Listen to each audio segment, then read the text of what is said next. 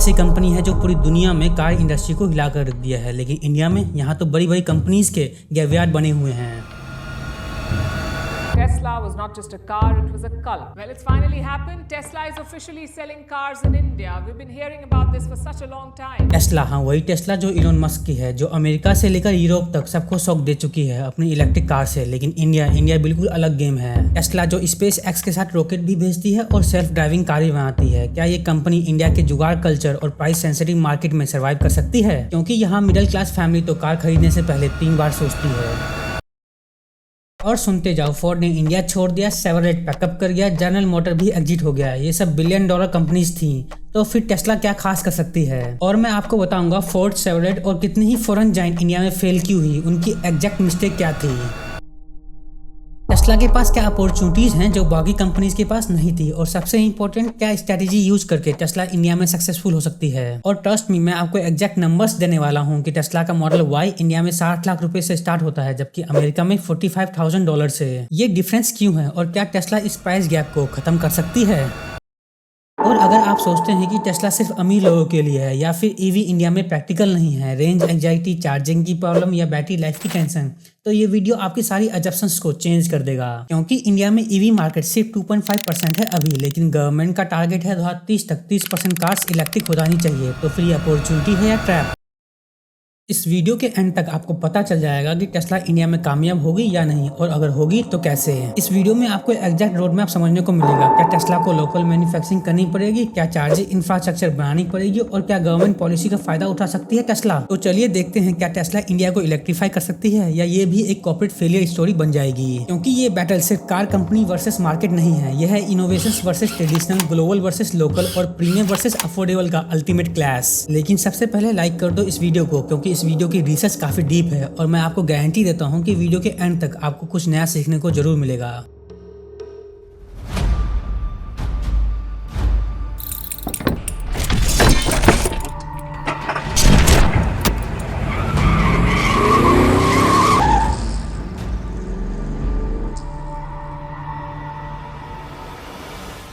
दोस्तों, आज मैं आपको ले जाऊंगा एक ऐसे ग्रेवयार्ड में जहाँ पे जायंट्स दफनाए गए हैं। लेकिन ये कोई ऑर्डिनरी ग्रेवयार्ड नहीं है, यह है इंडिया का ऑटोमोबाइल मार्केट, जहाँ पे $बिलियंस कंपनीज अपने सपने को लेकर आती है और बिलियंस का लॉस लेकर वापस जाती है। इंडिया का ऑटोमोबाइल मार्केट 2023 में $129.28 बिलियन का था, मतलब 10 लाख करोड़ से भी ज्यादा। लेकिन सुनिए ये शॉकिंग ट्रुथ, फोर्ड ने इंडिया में 10 साल में $2 बिलियन का लॉस किया और फिर 2021 में पैकअप कर गया। लेकिन अब सवाल ये है कि इतनी बड़ी कंपनीज, इतना सारा पैसा है, इतने सालों का एक्सपीरियंस, फिर भी फेलियर क्यों? इस चैप्टर में हम बात करेंगे वो 3 मेन रीजन के बारे में जो सबको लेकर डूबते हैं। पहला रीजन है प्राइस सेंसिटिविटी की कंप्लीट मिसअंडरस्टैंडिंग। दोस्तों, ये फॉरेन कंपनी समझती ही नहीं कि इंडिया का कंज्यूमर कितना प्राइस सेंसिटिव है। सुनते जाओ ये नंबर्स। मारुति सुजुकी के चेयरमैन आरसी भार्गवा के according 300 million Indian house hold में से 200 मिलियन हाउस होल्ड की इनकम्स $6,000 से भी कम है एनुअली, मतलब सिर्फ 5 लाख रुपए साल में, और सिर्फ 12% हाउस होल्ड की इनकम 12 लाख रुपए से ज्यादा है। मतलब कार बाइंग इंडिया में सिर्फ 12% फैमिलीज कर सकती हैं, बाकी के 88% फैमिली के लिए कार एक ड्रीम है, रियलिटी नहीं। अब देखो सब 10 लाख मार्केट का डोमिनेंस। 2018-19 में 80% कार्स सब 10 लाख सेगमेंट में बिकती थी, लेकिन 2024 तक ये 50% से भी कम हो गया। क्यों? अफोर्डेबिलिटी की प्रॉब्लम। एवरेज कार प्राइस देखो, फाइनेंशियल ईयर 2019 में 7.61 लाख था और फाइनेंशियल ईयर 2024 में 11.5 लाख हो गया।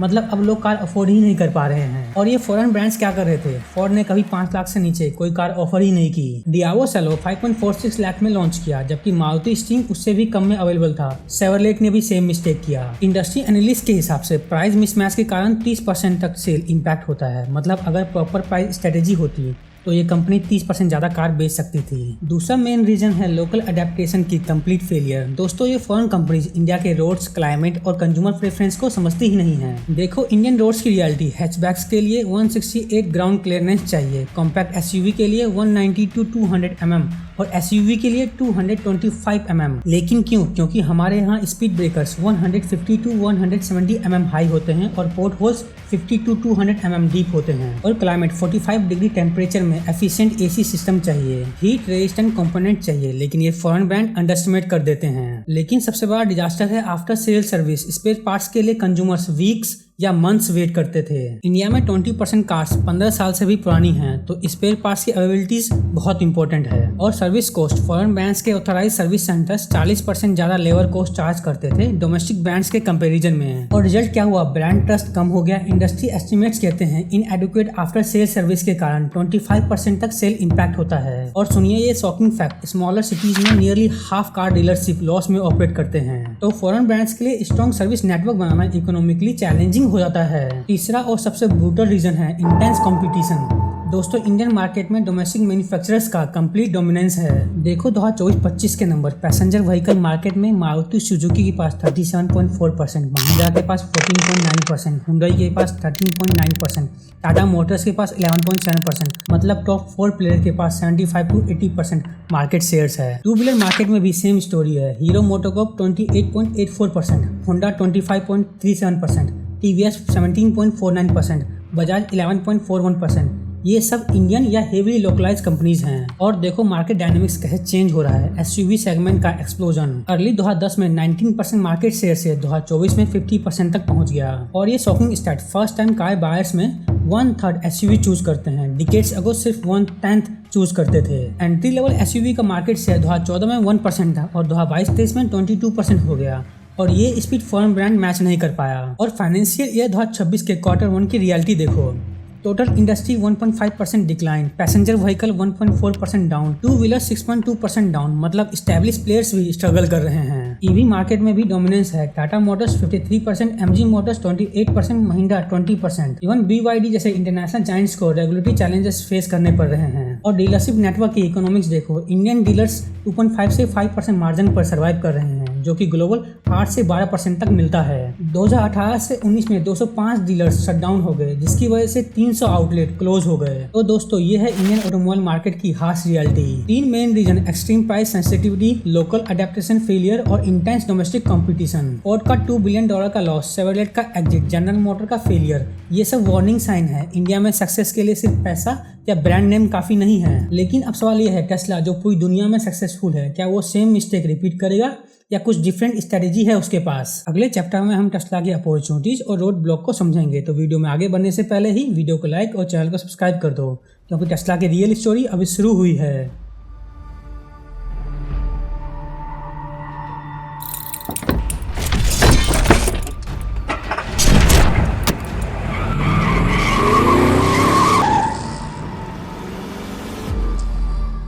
15 जुलाई 2025 मुंबई और दिल्ली की शाइनिंग स्ट्रीट में एक नई आवाज़ गूंज रही है। टेस्ला का पहला शोरूम खुला है, लेकिन ये सिर्फ एक बिगनिंग है या फिर एक एक्सपेंसिव एक्सपेरिमेंट। हम इस चैप्टर में जानेंगे टेस्ला के इंडिया एंट्री के सबसे बड़े रोड ब्लॉक्स और अपॉर्चुनिटीज के बारे में। इमेजिन करो, अगर तुम्हारा कार $40,000 से ज़्यादा एक्सपेंसिव है तो गवर्नमेंट उस पर 100% ड्यूटी लगा देती है। मतलब अगर कार का एक्चुअल प्राइस $50,000 है तो ड्यूटी के बाद वो $1,00,000 हो जाएगी। और ये इम्पैक्ट कितना ब्रूटल है देखिए टेस्ला मॉडल Y के प्राइजेस। अमेरिका में $44,990, मतलब सिर्फ 38.63 लाख रुपीज, और वहीं पे चाइना में 31.57 लाख रुपीज, और जर्मनी में 46.09 लाख रुपीज, लेकिन इंडिया में 59.89 लाख रुपीज बेसिक मॉडल के लिए। यह है $25,000 का डिफरेंस। मतलब टेस्ला को इंडिया में ऑलमोस्ट डबल प्राइस पे बेचना पड़ रहा है। और लॉन्ग रेंज वेरिएंट तो 67.89 लाख रुपीज में है। ये तो मिडिल क्लास इंडियंस का पूरा लाइफ टाइम सेविंग है। लेकिन गवर्नमेंट ने मार्च 2024 में एक न्यू ईवी पॉलिसी लॉन्च किया है जो टेस्ला के लिए गेम चेंजर हो सकती है। ये पॉलिसी कहती है अगर कोई company minimum 4,150 crore rupees invest करे और लोकल मैन्युफैक्चरिंग कमिट करे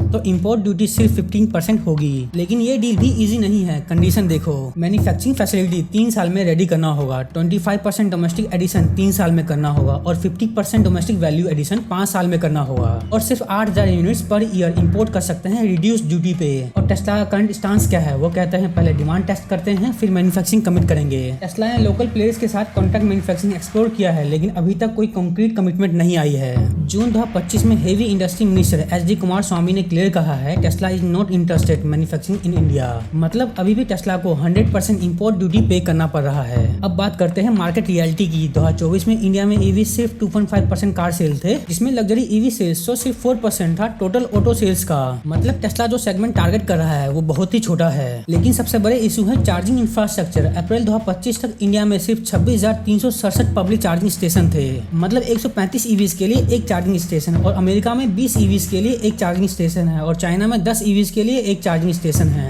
और ये charging station mostly urban areas में है। 70% स्टेशन सिर्फ सिटीज में है। रूरल एरियाज में ऑलमोस्ट नेग्लिजिबल इंफ्रास्ट्रक्चर है और कंज्यूमर सर्वे में तो शॉकिंग रिजल्ट मिले हैं। 58% लोग रेंज एंजाइटी की वजह से ईवी नहीं लेते। 61% ईवीज ओनर्स को चार्जिंग टाइम सबसे बड़ा कंसर्न लगता है। एवरेज चार्जिंग टाइम इंडिया में 1.5 से 2 आवर्स तक का है और 25% public charging station frequently down रहते हैं। 90% EV users home charging prefer करते हैं, लेकिन इंडियन होम्स में सिर्फ 7 किलोवाट की चार्जिंग सप्लाई होती है जो फास्ट चार्जिंग को काफी लिमिट करता है। गवर्नमेंट ने ये प्रॉब्लम रिकॉग्नाइज किया है और PM E drive scheme launch किया है। 10,900 करोड़ रुपए का बजट 2 साल के लिए अलोकेट किया गया है, जिसमें से 2,000 करोड़ रुपए सिर्फ 72,000 न्यू चार्जिंग स्टेशन बनाने के लिए अलोकेट किया गया है। ये स्टेशन स्ट्रेटेजिक लोकेशन में होंगे। 50 national highway corridors, metro cities, toll plaza, railway station, airport और फ्यूल आउटलेट में। और BHEL को नोडल एजेंसी बनाया गया है यूनिफाइड डिजिटल प्लेटफॉर्म बनाने के लिए। लेकिन टेस्ला के एक्चुअल कॉम्पिटिटर्स कौन हैं? लग्जरी ईवी सेगमेंट में ऑलरेडी एस्टैब्लिश प्लेयर्स हैं। Mercedes Benz EQ series lead कर रहा है। EQA 67.20 लाख रुपीज में 560 किलोमीटर की रेंज प्रोवाइड करता है और वहीं पे EQS premium sedans with advance features आता है। और मर्सिडीज का ईवी से 73% ग्रो किया है 2025 में। अब बात करते हैं BMW i सीरीज की। BMW i series currently 58% market share hold करता है लग्जरी ईवी सेगमेंट में। BMW का iX1 49 लाख रुपीज में आता है। BMW ने 1020 ईवी यूनिट बेच दिए हैं जनवरी से मई 2025 में, यानी कि 110% का ग्रोथ। अब बात करते हैं टेस्ला के अदर्स कॉम्पिटिटर्स की। किया A6 65.96 लाख रुपीज में आता है और 663 किलोमीटर की रेंज प्रोवाइड करता है। और Hyundai Ioniq 5 46.30 लाख रुपीज में आता है और 631 किलोमीटर की रेंज प्रोवाइड करता है। लेकिन रियल चैलेंज है डोमेस्टिक मैन्युफैक्चरर से। Tata motor 65% passenger EV market का कंट्रोल करता है। Tata Nexon EV most popular choice 61% preference. Tata Harrier EV 21.49 lakh rupees में आता है। महिंद्रा भी स्ट्रॉन्ग प्रेजेंस रखता है। BE6e 19.65 लाख रुपीज में आता है और महिंद्रा का टारगेट है 20% SUV सेल्स फ्रॉम EVs 2027 तक। लग्जरी कार मार्केट इंडिया में सिर्फ 2% टोटल व्हीकल सेल्स का है। 2024 में टोटल 51,200 लग्जरी कार बिकी, जिसमें मर्सिडीज का 37% शेयर्स है और BMW का 32% शेयर्स। ये है टेस्ला का एक्चुअल एड्रेसेबल मार्केट, बहुत छोटा। लेकिन टेस्ला के पास एक सीक्रेट वेपन है, जियोपॉलिटिकल एडवांटेज। इंडिया ने चाइनीज ईवी जायंट BYD को ब्लॉक किया है सिक्योरिटी कंसर्न की वजह से। कॉमर्स मिनिस्टर पीयूष गोयल ने क्लियर कहा है as of now it's no for BYD। BYD ने 2024 में इंडिया में सिर्फ 3500 कार बेची, उनकी ग्लोबल सेल्स का 0.1% से भी कम। ये रेगुलेटरी रिस्ट्रिक्शन की वजह से है, मार्केट डिमांड की वजह से नहीं। टेस्ला को टेम्पररी कॉम्पिटिटिव बफर मिल गया है, लेकिन ये प्रोटेक्शन एक एक्सपेक्टेशन के साथ आता है, लोकल मैन्युफैक्चरिंग कमिटमेंट की एक्सपेक्टेशन। टेस्ला का इंडिया एंट्री एक कैलकुलेटेड रिस्क है। इंडियन मार्केट का लॉन्ग टर्म पोटेंशियल तो ह्यूज है, लेकिन चैलेंजेस भी काफी बड़े लग रहे हैं। टेस्ला की सक्सेस डिपेंड करेगी इंपोर्ट ड्यूटी मेज नेविगेट करने पर, गवर्नमेंट इंफ्रास्ट्रक्चर इंप्रूवमेंट लेवरेज करने पर, लग्जरी सेगमेंट में इफेक्टिव कंपटीशन पर, इवेंचुअली लोकल मैन्युफैक्चरिंग कमिट करने पर। इंडियन मार्केट की यूनिक कैरेक्टरिस्टिक है extreme price sensitive, infrastructure constraint, regulatory complexity. ये सब टेस्ला के अडेप्टेबिलिटी और लॉन्ग टर्म कमिटमेंट को टेस्ट करेंगे। अब बात आती है क्या टेस्ला ये चैलेंजेस हैंडल कर पाएगा? क्या Indian consumers premium pricing accept कर पाएंगे? क्या इंफ्रास्ट्रक्चर रेडी हो पाएगा टेस्ला के स्केल करने के लिए? ये सवाल का जवाब सिर्फ टाइम बताएगा, लेकिन एक बात क्लियर है, टेस्ला का इंडिया जर्नी अभी शुरू हुआ है और ये जर्नी इजी बिल्कुल नहीं होने वाला।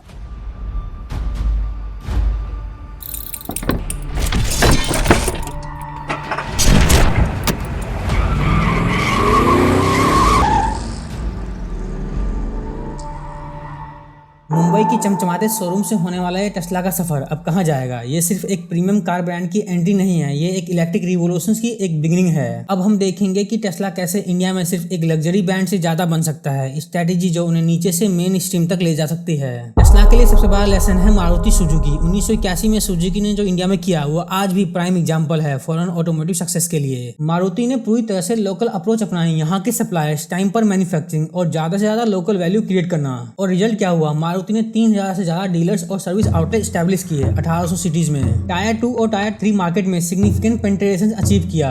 आज भी मारुति का 50% मार्केट शेयर्स है, वो एकदम सिनोनिम्स बन गया है रिलायबल, पॉकेट फ्रेंडली और ट्रांसपोर्टेशन का। BMW ने 50% लोकलाइजेशन अचीव किया है अपने सभी मॉडल में लोकल सप्लायर्स के थ्रू। मर्सिडीज बैंड ने 60% लोकलाइजेशन अचीव किया है इंडिया में। ये सिर्फ असेंबली नहीं है, ये एंटायर इकोसिस्टम बिल्डिंग है, सप्लायर का, मैन्युफैक्चरिंग प्रोसेस का और प्रोडक्ट अडेप्टेशंस का। टेस्ला की सक्सेस डायरेक्टली लिंक्ड है गवर्नमेंट के स्ट्रिंजेंट लोकल मैन्युफैक्चरिंग रिक्वायरमेंट से।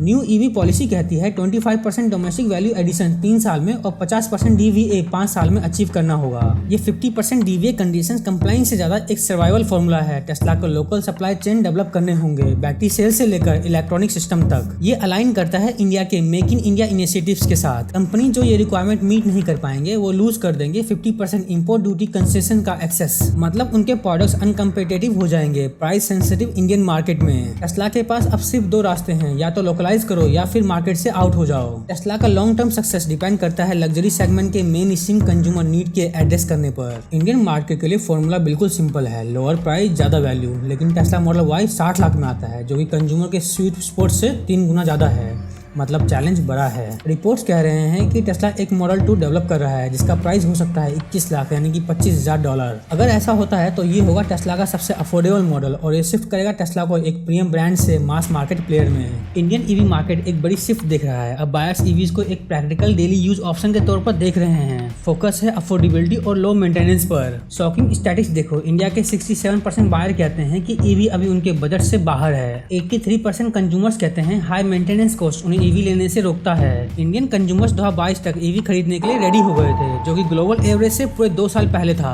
ये फास्ट टाइमलाइन दिखाता है कि इंडियन कंज्यूमर्स ईवी अडॉप्ट करने के लिए रेडी हैं, बस शर्त है कि सही प्रोडक्ट सही प्राइस पे मिले। लेकिन ये बात क्लियर है, बिना चार्जिंग इंफ्रा के टेस्ला का ये मिशन अधूरा है। और ग्राउंड रियलिटी ये कहती है अप्रैल 2025 तक इंडिया में 26,367 पब्लिक चार्जिंग स्टेशन ही थे।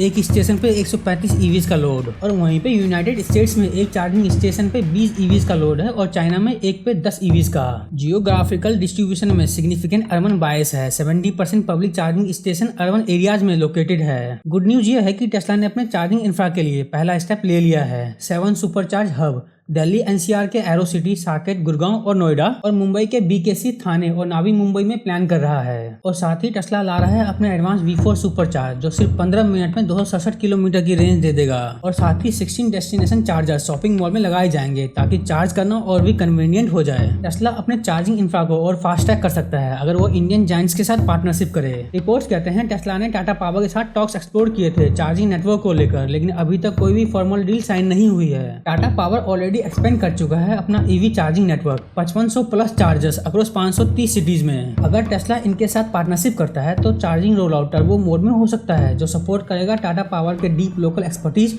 और रेगुलेटरी अंडरस्टैंडिंग को। कंज्यूमर रिसर्च क्लियर दिखाता है अगर टेस्ला को मास अडॉप्शन चाहिए तो पहले इन कंसर्न को सॉल्व करना होगा। इंडिया के 58% बायर्स अभी भी रेंज एंजाइटी की वजह से ईवी लेने से कतराते हैं। और भी क्रिटिकल है चार्जिंग का इशू। 61% ईवी ओनर्स कहते हैं उनकी बिगेस्ट प्रॉब्लम है चार्जिंग टाइम, जबकि 54% लिमिटेड रेंज को लेकर कंसर्न है। इंडिया का एवरेज चार्जिंग टाइम 1.5 घंटे से 2 घंटे है, जबकि ग्लोबल का एवरेज 30 मिनट से 1 घंटा है। इंडिया के 25% public charging station down time face करते हैं, कभी टेक्निकल फॉल्ट, कभी ग्रिड इशू और कभी मेंटेनेंस डिले की वजह से। टेस्ला के लिए सॉल्यूशन सिर्फ हार्डवेयर लगाना नहीं है, बल्कि स्मार्ट सॉफ्टवेयर इंटीग्रेशन भी है। सबसे बड़ी कंज्यूमर कंसर्न है बैटरी, कितनी चलेगी और कब रिप्लेस करनी पड़ेगी। टेस्ला के नंबर दिखाते हैं कि 3 साल बाद मॉडल 3 और वाई की बैटरीज अपनी रेंज का लगभग 1/3 लूज कर देती है, बस 64% बची रहती है। टेस्ला की वारंटी गारंटी कहती है बैटरीज 8 साल तक अपनी 70% कैपेसिटी मेंटेन करेगी। लेकिन को फाउंडर जेबी स्टेबल कहते हैं कि रियलिटी में ईवी बैटरी ज्यादा ड्यूरेबल होती है, आमतौर पर 15 साल तक चल जाती है, जो कि वारंटी पीरियड का लगभग डबल है। इंडियन मार्केट में buyers total cost of ownership को लेकर बहुत सेंसिटिव होते हैं, इसलिए टेस्ला के लिए एक स्मार्ट मूव हो सकता है एक्सटेंडेड वारंटी लॉन्च करना। एग्जांपल देखिए, टाटा मोटर्स अपने ईवीज पर लाइफ टाइम बैटरी वारंटी यानी कि 15 साल तक कवरेज देता है, और ये स्ट्रेटेजी कंज्यूमर कंसर्न को एड्रेस करने में हाईली इफेक्टिव रही है। टेस्ला की सक्सेस इंडिया में और तेजी से हो सकती है अगर वो गवर्नमेंट इनिशिएटिव्स और पॉलिसी सपोर्ट का पूरा फायदा उठाए तो। जैसे PM E drive scheme 1900 crore का आउटलेट 2 साल में, जो कि एक कम्प्रिहेंसिव पुश है ईवी इकोसिस्टम को बिल्ड करने के लिए। इस स्कीम के अंदर 2000 करोड़ अलोकेट किए जाएंगे 72,000 पब्लिक चार्जिंग स्टेशन बनाने के लिए अक्रॉस इंडिया। साथ ही PM ई ड्राइव का टारगेट है सपोर्ट करना 24.7 लाख ई 2 व्हीलर्स, 3.16 लाख ई 3 व्हीलर्स और 14,028 ई बसेस को। BHEL को नोडल एजेंसी बनाया गया है डिमांड एग्रीगेशन और एक यूनिफाइड ईवी ऐप को डेवलप करने के लिए। ये इंटीग्रेटेड अप्रोच इंश्योर करेगी कि चार्जिंग इंफ्रा और भी सीमलेस हो, स्पेशली टेस्ला कस्टमर के लिए। बैटरी प्रोडक्शन के लिए गवर्नमेंट का PLI स्कीम्स 18,100 करोड़ इन्वेस्ट कर रहा है, जिससे 50 गीगावाट कैपेसिटी इंडिया में जनरेट होगी। टेस्ला अगर इस इकोसिस्टम का हिस्सा बनता है तो वो अपनी सप्लाई चेन को लोकलाइज कर सकता है। 3 Indian giants Reliance new energy, Ola electric और Rajesh export workforce already on board है PLI ACC स्कीम के अंडर। टेस्ला के पास सिर्फ दो रास्ते हैं, या तो इनके साथ पार्टनरशिप करे या फिर अपनी खुद की बैटरी मैन्युफैक्चरिंग इकोसिस्टम बिल्ड करे। टेस्ला इंडिया का ग्रोथ प्लान काफी डिपेंड करता है पॉलिसी क्लैरिटी पर। EV30 कैंपेन जिसमें 2030 तक 30% व्हीकल इलेक्ट्रिक होंगे। गवर्नमेंट का ये कमिटमेंट इलेक्ट्रिक फ्यूचर को हाईलाइट करता है। इंडियन गवर्नमेंट ने एम्बिशियस टारगेट सेट किए हैं 2030 तक 30% EV पेनिट्रेशन प्राइवेट कार के लिए, 70% कमर्शियल व्हीकल के लिए और 80% टू व्हीलर और थ्री व्हीलर्स के लिए। ये क्लियर रोड मैप क्रिएट करता है एक सपोर्टिव पॉलिसी एनवायरनमेंट टेस्ला के लॉन्ग टर्म ग्रोथ के लिए। फेम 2 से PM E-ड्राइव का ट्रांजिशन एवोल्यूशन है, डिस्ट्रप्शन नहीं। नया स्कीम फोकस करता है चार्जिंग इंफ्रास्ट्रक्चर, बैटरी टेक्नोलॉजी और मैन्युफैक्चरिंग इनिशिएटिव्स पर एक फेवरेबल एनवायरनमेंट क्रिएट करते हुए टेस्ला के इंटीग्रेटेड स्ट्रेटेजी के लिए। टेस्ला की मैन्युफैक्चरिंग लोकेशन डिसीजन काफी डिपेंड करेगी स्टेट लेवल इनिशिएटिव्स और पॉलिसी पर। गुजरात, महाराष्ट्र, तमिलनाडु और तेलंगाना एक्टिवली कम्पीट कर रहे हैं टेस्ला की इन्वेस्टमेंट को अट्रैक्ट करने के लिए। महाराष्ट्र टेस्ला के लिए टॉप कंटेंडर बन रहा है। पुणे में एग्जिस्टिंग ऑफिस, सप्लायर के साथ पार्टनरशिप, स्ट्रॉन्ग ऑटो इकोसिस्टम और पोर्ट कनेक्टिविटी, ये सब मिलकर स्टेट को एक नेचुरल चॉइस बनाते हैं। टेस्ला के लिए गुजरात एक अट्रैक्टिव ऑप्शन है, प्रो इंडस्ट्री पॉलिसीज और पोर्ट कनेक्टिविटी। और स्टेट के इस कम्पिटिटिव रेस का मतलब है टेस्ला के पास बार्गेनिंग पावर ज्यादा है। इंडियन मार्केट टेस्ला के लिए डबल एज स्वॉर्ड है, यानी कि दो धारी तलवार है। यही ये उनका बिगेस्ट चैलेंज है और यही उनका ग्रेटेस्ट अपॉर्चुनिटी। जीतने के लिए उन्हें सिर्फ इनोवेशन नहीं बल्कि इंडियन स्पेसिफिक स्ट्रेटेजी और पेशेंस दिखानी होगी। चैलेंजेस बहुत है, पर टेस्ला जैसे डिस्ट्रप्टर के लिए इंडिया एक अल्टीमेट प्रूविंग ग्राउंड है, जहां डिसाइड होगा कि वो इलेक्ट्रिक मोबिलिटी को मास लेवल पर ले जा पाते हैं या नहीं। आखिरी फैसला एक ही चीज करेगी, इंडियन कंज्यूमर्स। टेस्ला की टेक्नोलॉजी और स्ट्रेटेजी तभी सक्सेसफुल होगी जब इंडिया उस विजन को अपना लेगा। आंसर सिर्फ टाइम बताएगा, लेकिन एक बात श्योर है, टेस्ला का ये जर्नी डिफाइन करेगा नॉट जस्ट कंपनी का future but entire electric vehicle revolution की ट्रैजेक्टरी इंडिया में। थैंक यू सो मच, आप सभी लोगों ने इस वीडियो को यहाँ तक देखा। ये वीडियो कैसी लगी प्लीज़ कमेंट सेक्शन में जरूर बताओ, और इस वीडियो को जितने भी रिसर्च लिंक हैं वो आप सभी लोगों को डिस्क्रिप्शन बॉक्स में मिल जाएगा। और इससे पहले मैंने इंडियन EV पे वीडियो बनाया है, वो ये वाली वीडियो है, जाके देख डालो। Thank you for watching.